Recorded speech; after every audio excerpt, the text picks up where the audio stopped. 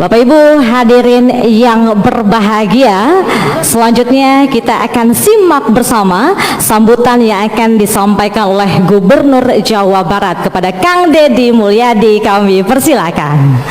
Kali ini kita akan menyimak pidato Kang Deddy Mulyadi di depan para menteri, para DPR, yang mana satu ruangan ikut tersenyum melihat pidato Kang Deddy, satu ruangan ikut gembira. Coba kita lihat dulu ya pidato Kang Deddy Mulyadi.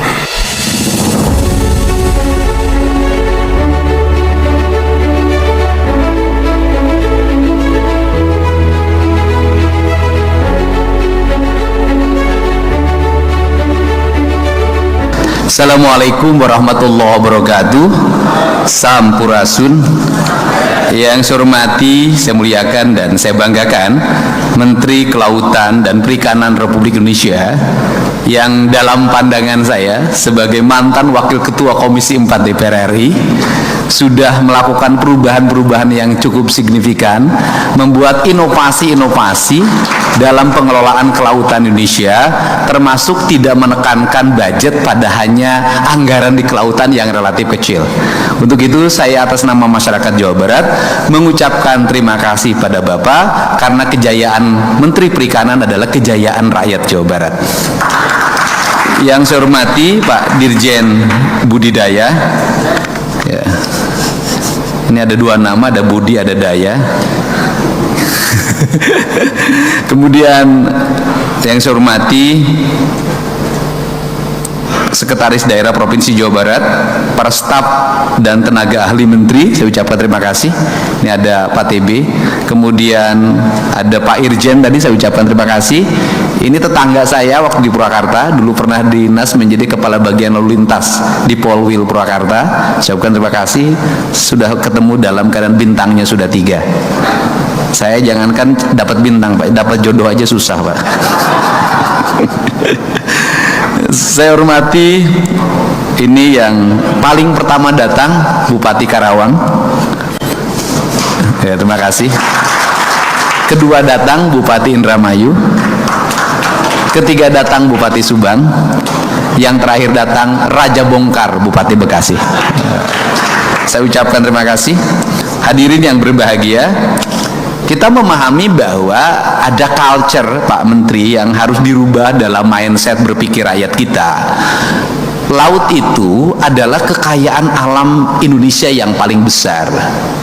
Tetapi sampai hari ini fokus berpikir kita masih di darat, masih berebut cari rezeki di darat, dan hampir melepaskan laut yang luas. Di hulu kita tidak menghargai sungai. Rumah-rumah membelakangi sungai, membuang limbah rumah tangga ke sungai, membuang limbah industri ke sungai, dan pada akhirnya bermuara ke laut.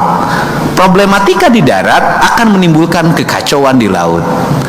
Perspektif itulah yang mendorong kami untuk terus-menerus melakukan pembenahan, membongkar kembali bangunan-bangunan di bantaran sungai di seluruh provinsi Jawa Barat, menanami pohon kelapa, dan kedepannya akan dijaga oleh satuan marinir.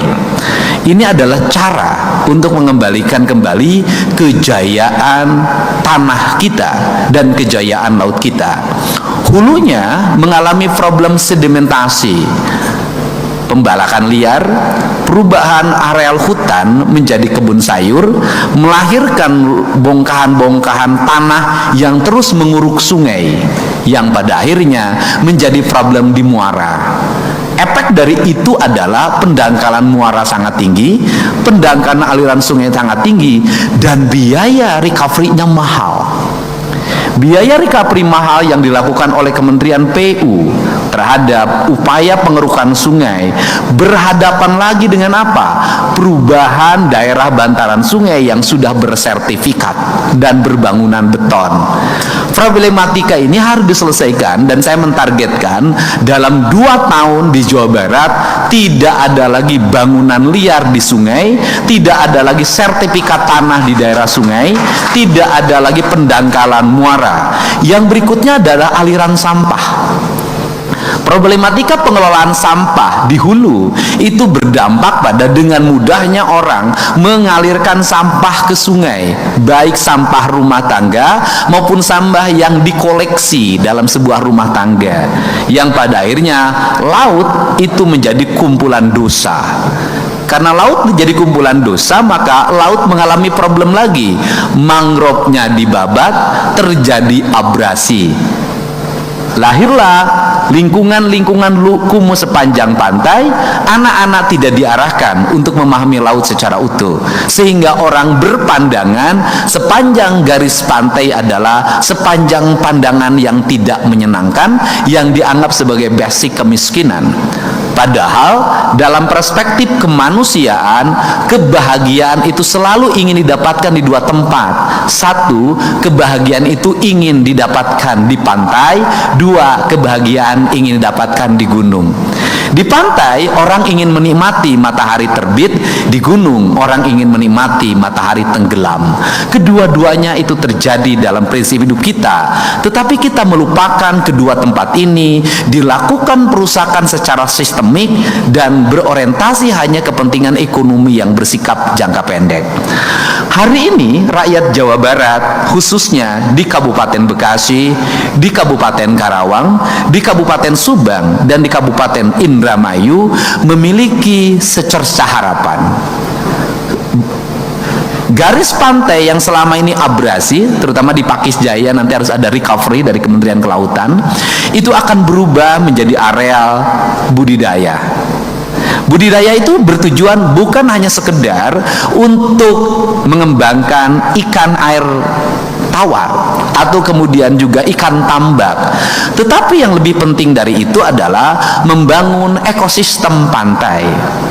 Ekosistem pantai itu terdiri dari mangrove, kemudian muara pantai yang terurus, sistem budidaya yang memiliki basic ekologi, kemudian orang yang mengelolanya didasarkan pada kebutuhan akan pakan ternak yang memiliki efek lingkungan yang membangun ekosistem perairan, kemudian anak-anak muda yang dididik secara baik bagaimana mengembangkan budidaya yang berdasarkan hitungannya tadi hampir 120.000 tenaga kerja, ditunjang oleh sistem transportasi laut dan transportasi darat yang terkoneksi, jaringan informasi yang terkoneksi, sarana pendidikan yang saya tekankan tadi, sekolah-sekolah kelautan atau SMA yang memiliki kelas khusus kelautan yang harus dibangun di daerah-daerah pantai, rumah sakit nelayan, baik rumah sakit di pantai, di daratan, atau Pemda Provinsi Jawa Barat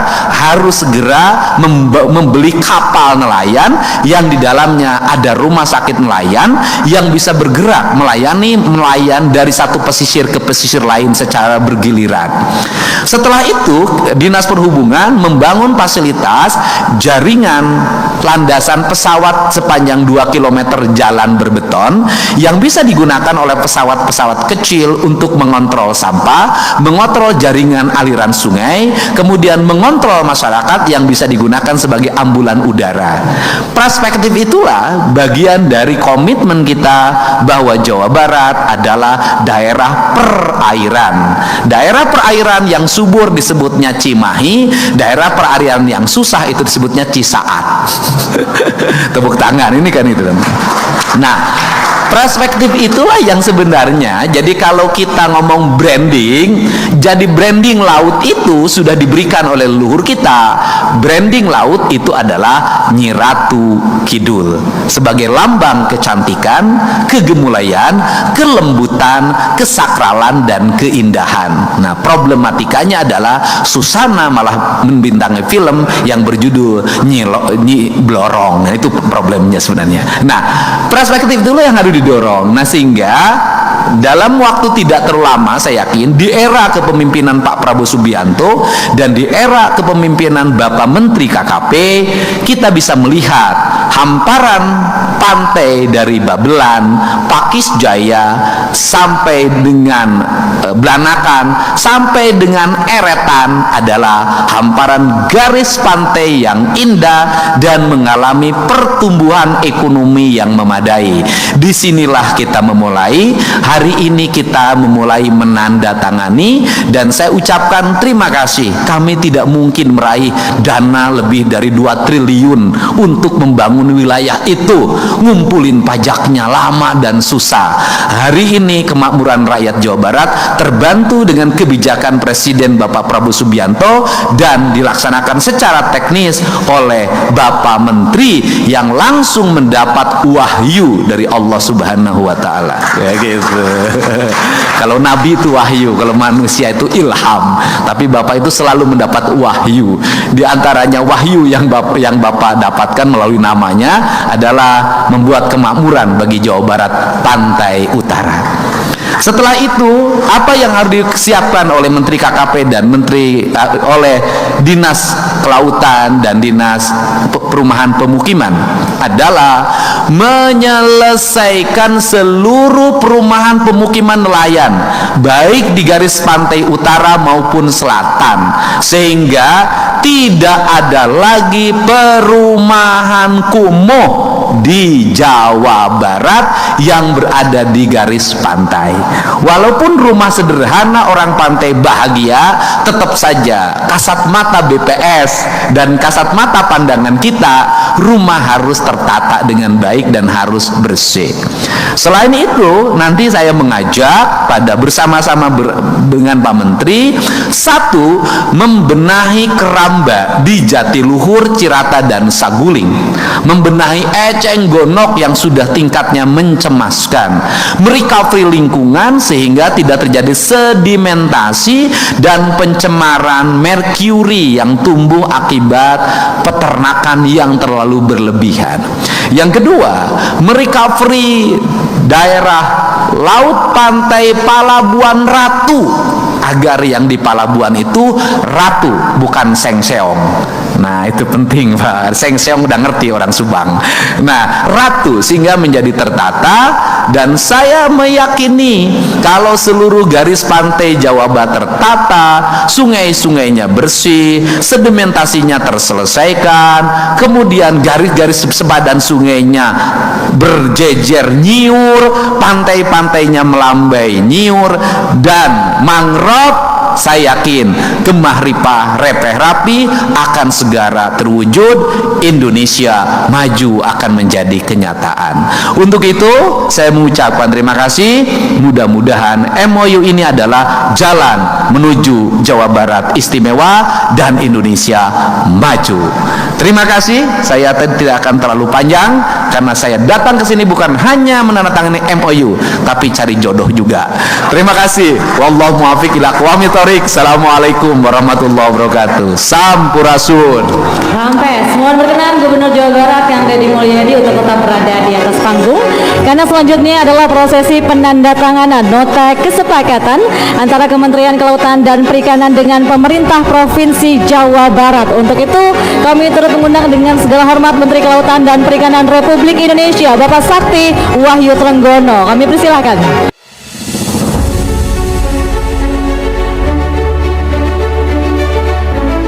Baik Bapak dan Ibu, sesaat lagi kita akan sama-sama menjadi saksi munculnya kesepakatan antara Kementerian Kelautan dan Perikanan dengan pemerintah Provinsi Jawa Barat. Kami persilakan kepada Bapak Menteri dan juga Akang Gubernur untuk dapat langsung menandatangani kesepakatan bersama ini.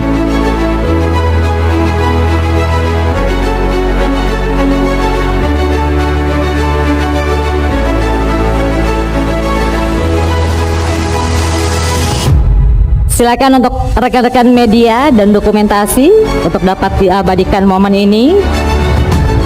Lagi-lagi semangat kolaborasi, selalu bersinergi ya antara KKP dan juga pemerintah Jawa Barat.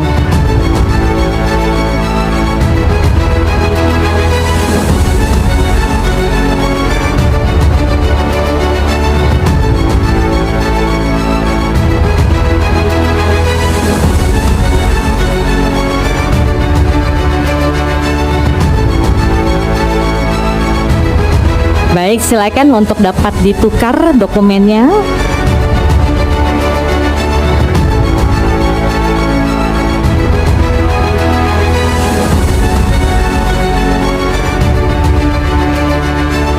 Baik, mohon berkenan Bapak Menteri, Bapak Gubernur, kita abadikan di 1, 2, 3, sekali lagi 1, 2, 3. Berikan aplaus yang paling meriah Bapak dan Ibu, terima kasih Bapak Menteri dan juga Bapak Gubernur. Mohon berkenan untuk tetap berada di tempat, karena selanjutnya kita akan sama-sama menyaksikan prosesi penandatanganan yang kedua. Namun sebelumnya kami turut mengundang untuk dapat bergabung bersama kami Direktur Jenderal Perikanan Budidaya Bapak TB Hairul Rahayu. Kami juga turut mengundang Bupati Bekasi Bapak Adek Suswara Kunang, Bupati Karawang Bapak Aib Saipullah, Bupati Subang Bapak Reynaldi Putra, dan juga Bupati Indramayu Bapak Luki Hakim. Kami persilakan.